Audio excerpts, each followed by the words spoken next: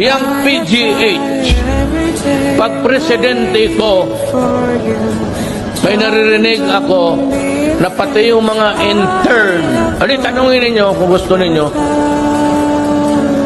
sila na ang magbigay rin, magtulong, mag-contribute para ipabilid ang medisina ng mga pasyente.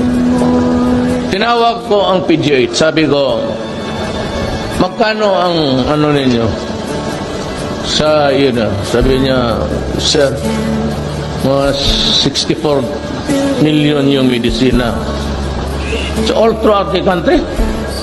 That's all? Sabi na, sir, kung kanina, we get about mga 7 million.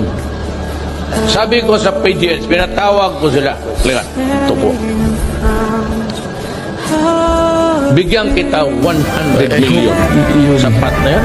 Remember this. Sabi niya, malaki na yan, sir. At least makatulong na. Sabi ko, yearly, sabi ko, no. Bigyan kita 100 million a month. Ubusin mo sa tao. Ayaw mo maniwala, pupunta kayo doon. 100 million a month, tinawakan ko ang pagkor. Yung kita ninyo ng buwan-buwan, ibuhos ninyo doon. Ang Philippine veteran, mga sundalo, 50 million a month. Ang AFP sa mga sundalo ko, 50 million a month.